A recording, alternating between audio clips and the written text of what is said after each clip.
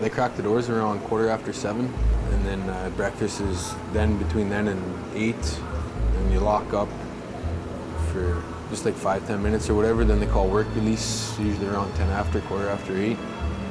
It goes till 11:30, and then everyone goes back to the ranges. They lock up, they count. Around 12, they start serving the meals. Again, you lock up after the meal, so around 1:15, they have another work release, which goes to 4:30. And again, they lock you up, and then they make you stand up to count, make sure you're still kicking and stuff like that. Around 5, that's when they start supper. So everybody goes through that, and then exercise is 7:15 to 8:30. Then you have a changeover. You can go to the gym or go from the gym to the yard or wherever you want to go within the joint until 9:30. Then you lock up at 11, and then you're locked up till the next day. It all starts over again.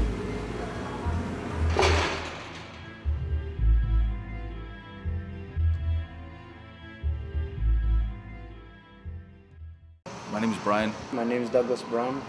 My name is Dennis Malcolm. I'm 33. I was sentenced to life 25 for first-degree murder. I'm serving a life sentence for domestic violence. My name is Jamie Paulette. I'm 27 years old.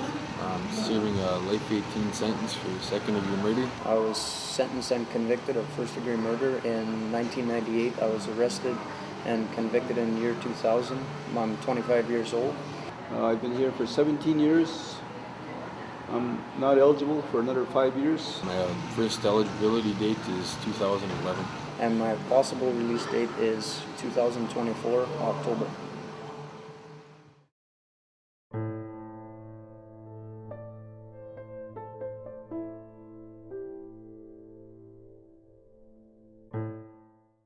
With the Lifers group, I'm chairman or president, whatever handle the guys put to it. I basically just chair the group. The guys have voted me in. When I was here before, I had been chairman for a number of years or whatever, and always kept the group going in a positive direction and keeping things afloat and stuff like that. So the guys, when I came back, have asked me to assume the position again, and so we voted, and the guys elected me in as chairman of the group. So. Because of the way the group has functioned over the years, that it's been formed and stuff like that, because of the precedents that it has been set, that we do make sure that nothing happens down here, that it's a safe environment. It's if you would say it's a legal activity-free environment kind of thing. Can you maybe tell us about the Lifer room specifically? Like, if somebody just was in here for robbery, can they come down to this room again? No, unless there's a specific invitation given to the guys. It's basically just for guys doing life sentence. It's not every guy that's doing a short sentence really doesn't care too much about what's going on long term. But what we find is that a lot of the lifers or whatever care about this room, make sure that there's nothing that happens down here that's not supposed to happen. We know what it's like to have this room, whereas a guy that's just doing a few months and he'll be back on the street, or a couple of years he'll be back on the street. For him to screw up down here and lose this room or whatever is nothing to him. So what we find is that a lot of the lifers or whatever value this and realize its value. Can you tell us about these fish tanks, these nice big fish tanks that we see around? Yeah, they've been built by the lifers. I actually took part in building some of them. It's money that we've spent on our own. The institution hasn't paid for any of the things you see down here in the lifers room, and it just gives the guys an opportunity to be able to take care of something, and it's just gives them something to look forward to. And it's nice and peaceful. It gives us a nice little quiet, tranquil atmosphere down here, right? So we try to encourage the guys to take part in taking care of the fish. We have little baby fish that are around and fish that breed and stuff like that. A lot of books for the guys to read up on and stuff like that to care for them properly. But. Are any of these fish tanks around here your? Like, do you look after any of them, or you're not into the fish as much? Oh, I got this one. This one, well, that's a baby tank, and that one, trying to get some things happening there, but they're not cooperating, so. But this one's mine, right? The sharks. hopefully won't be taken as this is just a lap of luxury and we're not doing hard time and stuff. We have a nice fish tank to take care of and a nice pool table and a nice room to come down to. We still got to do this day in and day out for many, many years. This isn't easy time. This isn't somewhere where we're just kicking back and saying, what a joke. Some might think that at the beginning or whatever and look around and say, geez, but after day to day and every day, it's not easy time. It's not kicking back. We're doing our time and trying to do things that are going to keep us functioning and going in a positive direction. So.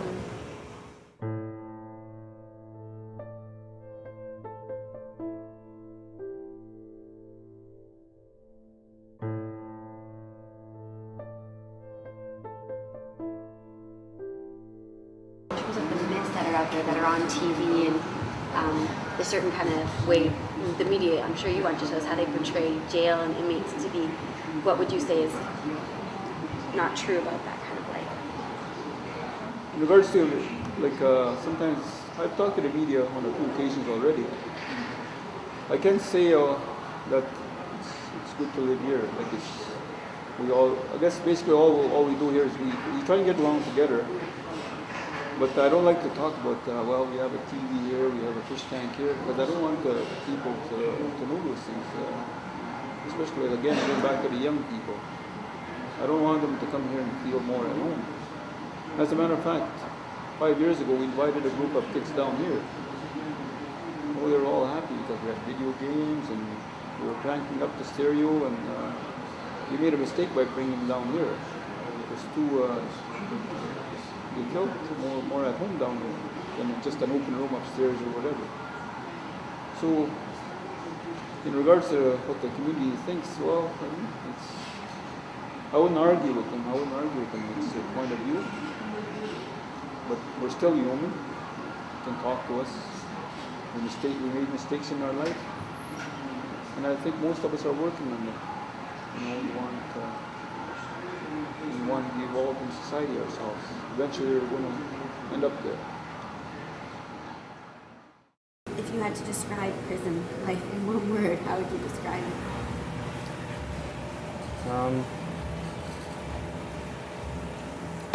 Part of me would say boring, because it seems like you're always waiting for something, but you don't know what you're waiting for. It's very monotonous, and it's the same thing every day. And can you describe maybe some of the feelings that you felt the first time you came here? Because you're pretty new to the prison system, I guess, when you first came. Yeah, it was crazy. You pull up and there's those guards with the guns up there. It's not, Yeah, I can imagine. You don't know what you're walking into, kind of a thing. So in terms of the fear that somebody would associate with prison, you weren't scared when you first came in here? Oh, naturally. First initial thought, you drive up, you see the place, it looks pretty freaky. Yeah. So it's an initial fear, but once I came inside the institution and I realized how many people that I knew in here, it didn't bother me. But of course, naturally, it can be a violent place if stuff happens. So yes, it is a scary place to live once in a while. Imagine yourself, 300 to 500 of the worst violent offenders. You have lifers, you have aggravated assaults, you have sexual assaults, you have every charge under the book inside one institution, one place, everybody living under the same roof. So for the amount of violent offenders that are here and for the actual amount of violence that happens, it's pretty low. As soon as society or people on the street hear about a lockdown, that's all they hear about the institutions. Oh, lockdown, the guys in Stony are acting up again. So, the violence is very low, considering the people that are doing time here. Is there anything that scares you here? Before, but now it's just something, it's like everyday things, you know what I mean? So it's not something you worry about when you're walking around, or it's just whatever. You just kind of get immune or desensitized, I guess you'd say, to everything.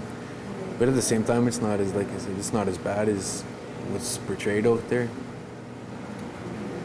I guess if you had a chance to demystify prison life for somebody who has no idea, what would you say that the biggest misconception is? Best description, look around your campus, look around your community, look around the small town. That's what this place is. A prison is a society. A prison has its own society. It has its own governments, meaning like the guards and unit managers, the correctional supervisors, the wardens, everything. So everything's in place for a small society.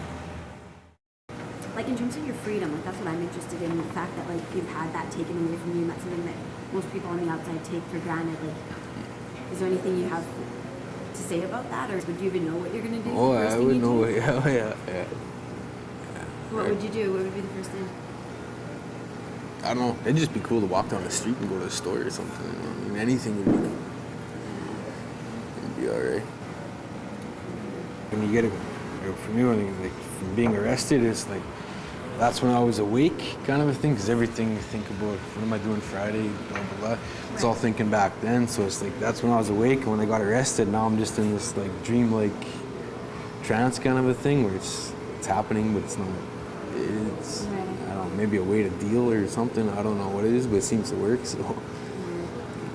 And I guess you don't really have to think sometimes because if everything is told you to go at this place at a certain time and lunch is at this time. Oh yeah, like that kind of stuff. That's all. You don't have to think about all that, but because all that happens during the day. But then once 11 o'clock comes, you're locked in there, your little cage by yourself, and it's when your mind starts thinking and stuff like that, and it all comes back. Can you maybe tell us a little bit about like an actual prison cell, like what? Like the measurements are, what you're allowed in there, what you're not allowed, do you know? 6x8. With your TV, if you can afford a TV, like mostly everybody has TVs, but you have TV, you can have a stereo, like a fan, a lamp. And that's all stuff that you paid? Yeah, you gotta buy it all yourself and stuff. So, if you do artwork or hobbies, you can. Most of the stuff you can have it in there. It depends. Some tools they don't let guys bring back to their cells, so just for security, I guess. So. And can you block off? Like, is there any way to sort of get yourself privacy in the cells to block it off? Well, they got like a curtain bed sheet kind of a thing you can put up, and then it's got a hole in it. You're not supposed to block the hole, but everybody does. Just throws a jacket in front of it or whatever. But yeah, it's.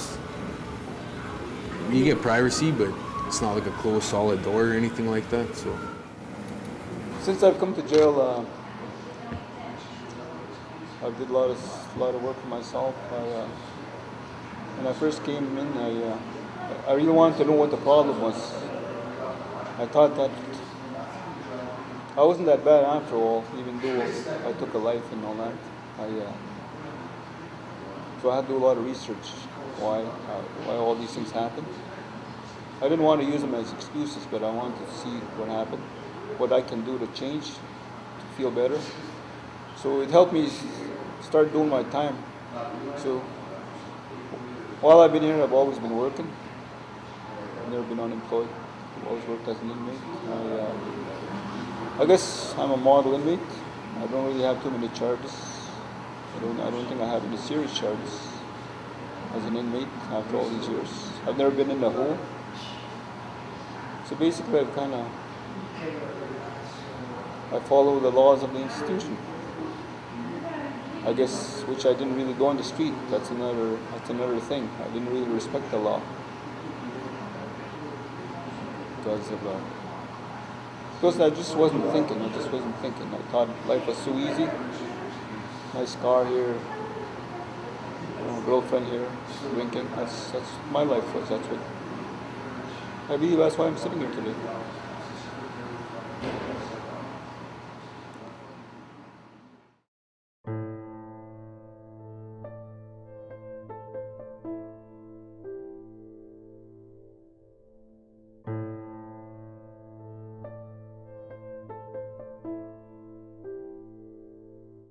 We've started up a Candace Dirksen Fund. Candace is a young girl that was murdered in the city a number of years ago. Her mom, Wilma Dirksen, is a lady that has been working with and for the victims of homicide and stuff like that. She came in here and we did some one-on-ones and basically a face-to-face meeting with victims of homicide.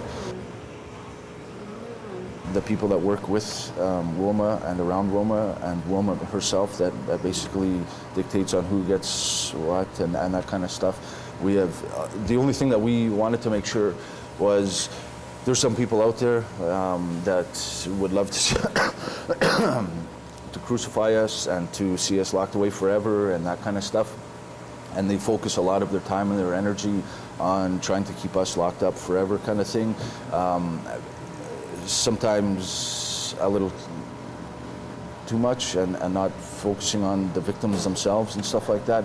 So what we had, the only clause I guess that we put in there was that it would be used for the victims and not for any victims like rape advocacy, like I don't know if you'd put it that way, but you know what I mean, so that it's yeah, like for counseling for them and you know what I mean, anything that they actually need and stuff. Not like there's enough people that are fighting to keep us in for forever and life is life and that kind of stuff. We wanted it to be used for the victims themselves, for whatever they need, and after that we have nothing to do with how it's, you know, handed out and stuff like that.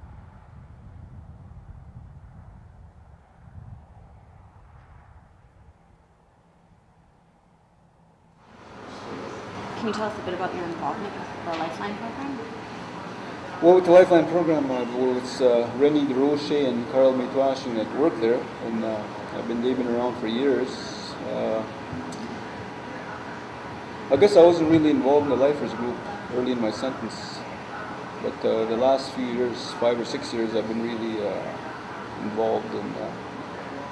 As a matter of fact, I think about 5 years ago, I became chairman of the Lifers group, and so I had to work closely with Lifeline because they were the directors of Lifers in Stony Mountain.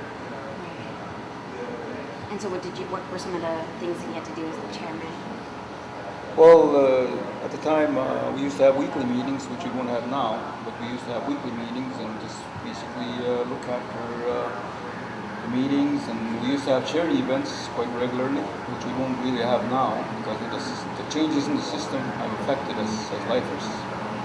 So it's kind of changed.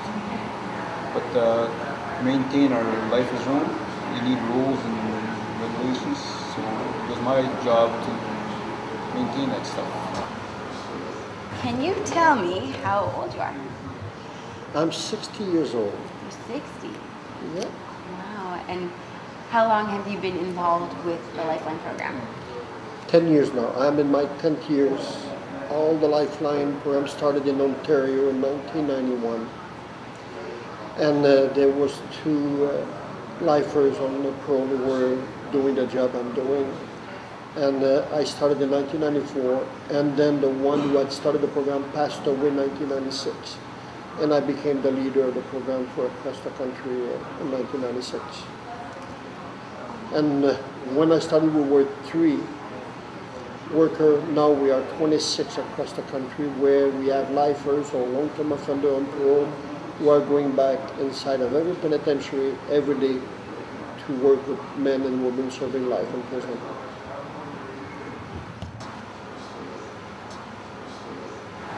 The first criteria to be involved, you have to be either a lifer or a long-term offender in the community for a minimum of 5 years.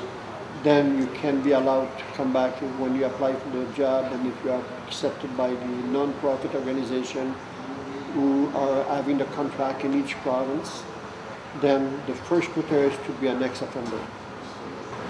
So right now, I guess your status with the Lifer program is you're not the chairman anymore, or you? Because of I was nominated for inmate welfare committee to represent the population, so I took on that position, and I had to let this one go. So.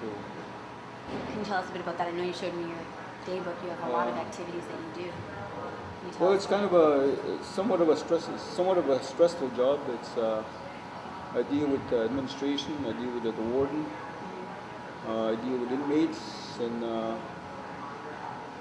it could be any concern they have. It could be problems, serious problems, could be minor problems. Sometimes I have to talk to a parole officer. It's just helping resolve issues between staff and inmates, or inmates to inmates. So my job is very difficult. What would be, without getting into details, what would be some of the tougher problems that you have to do? Well, sometimes it's, say, in regards to your analysis program, a lot of times it's just a misunderstanding on the inmate. Like maybe it was, you never got the paperwork in time or stuff like that. So just making the clarification on how and being the IAC or Inmate Welfare Committee inmate, I'm very aware of what the commissioner directives are.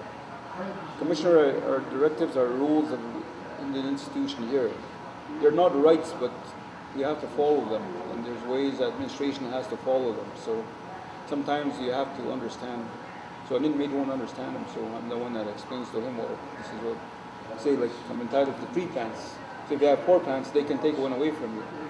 Just an example. Right. So do you find that the inmates tend to listen to you more because, like, you're not sort of like an authority, like sort of somebody from the outside telling you what to do, like somebody who works at the prison, that they can understand you better because you've seen both sides? I believe I make my own calls, and I get a lot of respect for that. As from inmates, that's why I'm in the committee. And one time I was going to step down, but because of the respect inmates asked me, I have to stay on because there's really nobody else right now. So, but it's a learning experience for me personally. You know, I used to be a person where I didn't talk. Probably be hiding in the bedroom when somebody walked in the house. Today I'm able to speak. I can chair meetings. I can whatever. Just do things I didn't do before. Tell me a bit about your family. What about them? They're family. I mean, they've been an excellent support for me, especially my sister. My sister and my mother have stuck by me since day one on this. And they know I messed up and I did a choice, but that can't be changed. But still, I mean, they're behind me.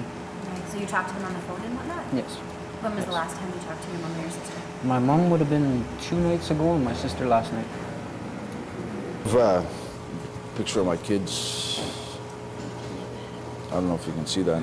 And how old are they? 4 and 7. And when was the last time you saw them? Just about a month and a half ago at a yard social. We have children's socials, family day socials here in Stony, and I was able to spend the day with them out in the yard. We bring in clowns and ponies and stuff like that, so that it's somewhat of a friendly atmosphere. I know they're young now, but if you ever had to like lock up a message of advice or something to tell them in 10 years from now, is there anything you'd say, or you? Do you have enough tape?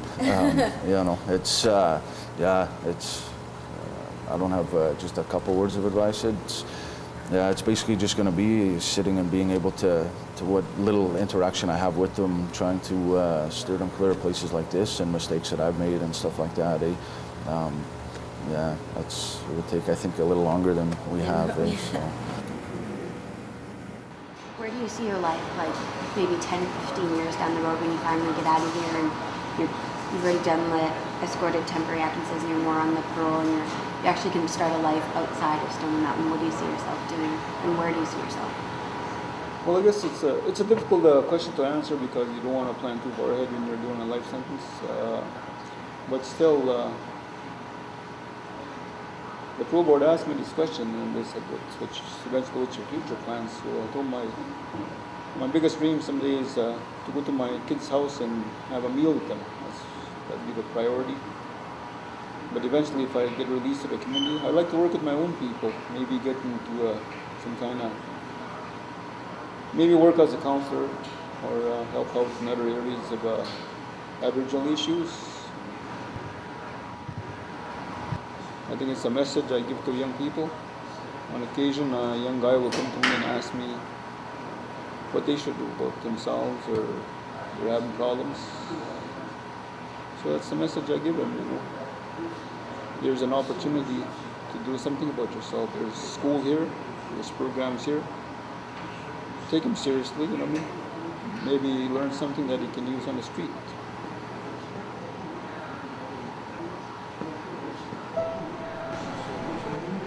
I guess all the things I've said, hopefully somebody can learn from there for the better. don't really like talking to the media, but the reason I talk to the media is it will help somebody else. I hope somebody learns from my mistakes. And if I ever get out someday, that's what I like to convey to the community.